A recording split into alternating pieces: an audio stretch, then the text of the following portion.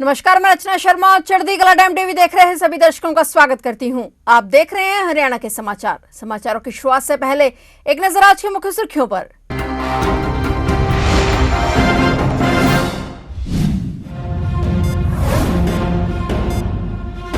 निकायों में एक नियम कानून का विधेयक पास। यह विधेयक लागू करने वाला देश में 11वां राज्य बना हरियाणा। हरियाणा में सभी निकायों में अब एकरूपता से होंगे काम।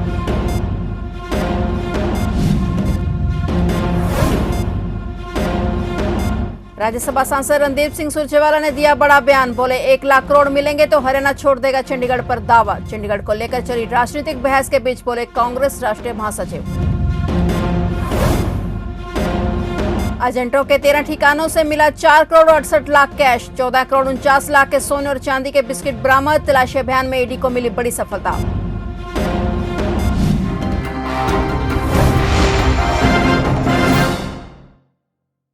और अब समाचार विस्तार से।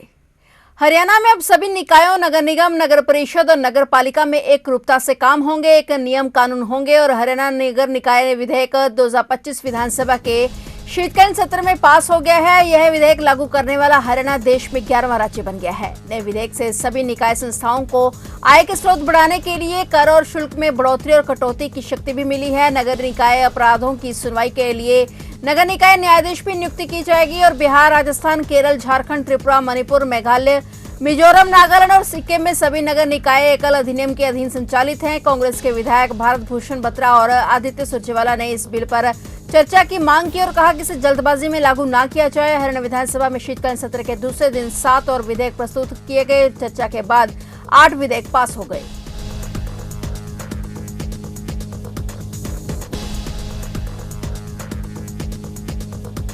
हरियाणा पंजाब के बीच चंडीगढ़ को लेकर चल रही राजनीतिक बहस के बीच कांग्रेस के राष्ट्रीय महासचिव और राज्यसभा सांसद रणदीप सिंह सुरजेवाला ने बड़ा बयान दिया है। उन्होंने कहा कि अगर केंद्र सरकार हरियाणा को नई राजधानी बसाने के लिए 1 लाख करोड़ रुपए का फंड दे दे तो हरियाणा चंडीगढ़ पर दावा छोड़ने को तैयार है। सुरजेवाला ने यह बात सेक्टर 35 स्थित कांग्रेस भवन में पत्रकारों से बातचीत में कही। सुरजेवाला ने कहा कि चंडीगढ़ के मुद्दे पर हरियाणा की स्थिति पूरी तरह साफ है। पंजाब पुनर्गठन अधिनियम के तहत चंडीगढ़ का बंटवारा 60-40 के अनुपात में पंजाब और हरियाणा के बीच किया गया था। ऐसे में हरियाणा का चंडीगढ़ पर 40% कानूनी और संवैधानिक अधिकार बनता है। उन्होंने सवाल उठाया कि जब यह अधिकार स्पष्ट रूप से मौजूद है तो हरियाणा बिना किसी ठोस विकल्प के अपना हिस्सा क्यों छोड़े। उन्होंने दो टूक कहा कि अगर यह हिस्सा छोड़ने की बात होती है तो हरियाणा को नई राजधानी बसाने के लिए 1 लाख करोड़ रुपए देने होंगे।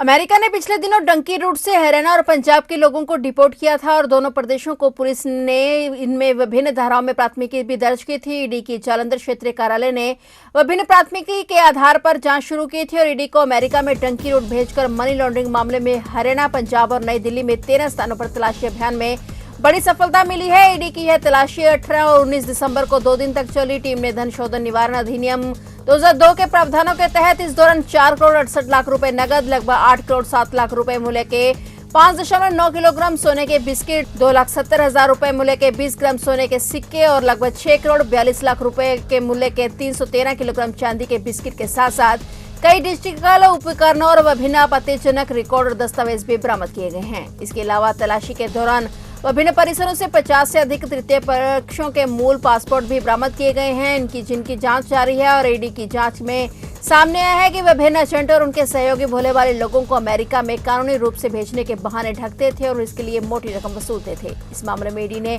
करोड़ों रुपए की चल संपत्तियों को स्थायी रूप से जब्त कर लिया था। ईडी अब इस मामले में आगामी जांच कर रही है। हरियाणा के रोहतक में गैंगवार हुआ है। रोहतक के रिटोली शराब ठेके पर फायरिंग हुई और फायरिंग में गैंगस्टर सन्नी गैंग के 2 गुर्गों को गोली लगी। दोनों घायलों को झज्जर के निजी अस्पताल में भर्ती कराया गया, जिनमें से एक की मौत हो गई जबकि दूसरा घायल है, उसका ऑपरेशन चल रहा है। सूचना पाकर डीसीपी क्राइम अमित दहिया ने मौके पर पहुंचे और जांच शुरू कर दी गई।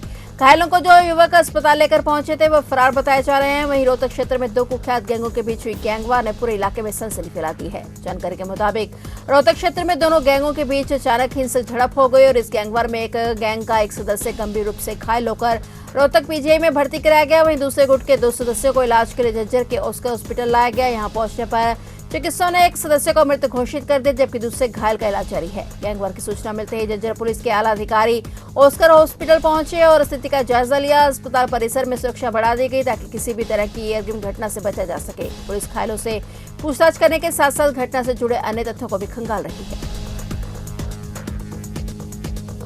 किसी ने सच ही कहा है कि जज्बा उम्र का मोहताज नहीं होता। इस कथन को रेवाड़ी के सेक्टर 3 के निवासी सुषमा यादव धर्मपत्नी अनिल यादव ने अपने उत्कृष्ट प्रदर्शन से चितार्थ कर दिखाया है। नई दिल्ली स्थित doctor Karni Singh shooting range में 11 से 18 दिसंबर तक आयोजित 68वीं राष्ट्रीय शूटिंग चैंपियनशिप प्रतियोगिता में सुषमा यादव ने 10 मीटर सीनियर महिला पिस्टल सीनियर मास्टर वर्ग में स्वर्ण पदक जीतकर न केवल व्यक्तिगत सफलता हासिल की बल्कि इस वर्ग में हरियाणा प्रदेश को पहली बार गोल्ड मेडल दिलाकर इतिहास रच दिया। उनकी इस शानदार उपलब्धि से रेवाड़ी जिला ही नहीं पूरा हरियाणा प्रदेश गौरवान्वित हुआ है।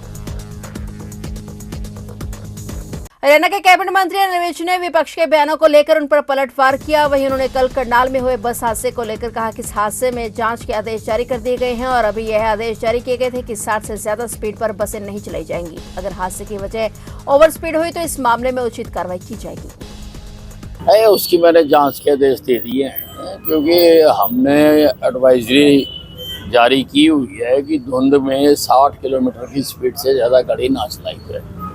तो अगर उसने उसकी उल्लंघना की है तो उसकी जांच भी होगी, कार्रवाई भी होगी और जो सजा बनती होगी वो। हरियाणा में कड़ाके की ठंड के साथ साथ कोहरा भी पड़ रहा है। ठंड में लोगों को बाहर निकलना मुश्किल हो रहा है और मौसम विभाग ने कई जिलों के लिए बेहद घने कोहरे का अलर्ट जारी किया है। कोहरे के कारण हरियाणा के 20 जिले प्रभावित रह सकते हैं। कोहरे के कारण रेल और सड़क यातायात पर असर पड़ रहा है। एक्सप्रेस ट्रेन कई घंटे की देरी से चल रही है। शुक्रवार को भी मालवा एक्सप्रेस 5 घंटे की देरी से पानीपत पहुंची। रोडवेज ने भी रात 11 बजे से सुबह 4 बजे चलने वाली बसें अधिकतर डिपो से रद्द कर दी हैं। मौसम विभाग ने हिसार, भिवानी, चरखी दादरी, महेंद्रगढ़ समेत कई जिलों में कोहरे का येलो अलर्ट जारी किया है और वहीं यमुनानगर, करनाल, पानीपत, सोनीपत, गुरुग्राम और फरीदाबाद में ऑरेंज अलर्ट है। हालांकि सिरसा और फतेहाबाद में मौसम साफ रहने की उम्मीद है, लेकिन बढ़ती ठंड ने लोगों को घरों के अंदर रहने को मजबूर कर दिया है। Karnal national highway service line पर बड़ा हादसा होने से टल गया, जहां हरियाणा रोडवेज की बस पलट गई जो कि चंडीगढ़ से सोनीपत जा रही थी। हादसे में बस में सवार 3 से 4 यात्री घायल हो गए, जिन्हें इलाज के लिए अस्पताल भेजा गया। घटना की सूचना मिलते ही पुलिस मौके पर पहुंची और मामले की जांच की गई। यात्रियों के अनुसार यह हादसा तेज रफ्तार गति के कारण हुआ। जो इंजर्ड थे उनको हॉस्पिटल में भेज दिया है, कार्रवाई करेंगे। हादसा हुआ कैसे सर? अब ये जांच का विषय है। मौके के जो बता रहे हैं वही ड्राइवर की गलती बता रहे हैं, लेकिन ये जांच का विषय है, जांच करके कार्रवाई की। सवारियां कितनी थी इसमें? ये भी बाद में बता। फतेहाबाद के रतिया क्षेत्र में चिट्टे जैसे नशे में मेडिकल नशों का कारोबार धड़ल्ले से चल रहा है और नशे के इस दलदल में फंसकर अनेकों युवा अपनी जिंदगियां तबाह कर चुके हैं। नशे की रोकथाम के लिए रतिया में एक महापंचायत हुई, जिसमें कई सामाजिक संगठनों के अलावा क्षेत्र के सैकड़ों लोगों ने भाग लिया और इस बैठक में पुलिस अधिकारियों ने भी हिस्सा लिया। इस बैठक में महापंचायत ने कई गंभीर फैसले लिए और नशा माफिया के खिलाफ एकजुट होकर मोर्चा खोल दिया है। महापंचायत के लोगों ने जहां ड्रग कंट्रोलर की कार्यशैली पर भी सवाल उठाए, वहीं लोगों ने लामबंद होकर मुख्यमंत्री से मिलने की बात कही। महापंचायत का नेतृत्व कर रहे समाजसेवी ठाकुर भवानी सिंह के नेतृत्व में हुई इस महापंचायत में फैसला लिया गया कि सभी एकजुट होकर पुलिस प्रशासन का सहयोग करें, क्योंकि लोगों के सहयोग के बिना पुलिस भी कोई कदम नहीं उठा सकती। वहीं सिटी थाना SHO पुष्पा सियाग ने मीडिया की मार्फत नशा बेचने वालों को सख्त चेतावनी दी। फिलहाल हरियाणा के समाचारों में इतना ही और नए समाचारों के साथ फिर से हाजिर होंगे। तब तक के लिए देखते रहिए चढ़ती कला टाइम TV।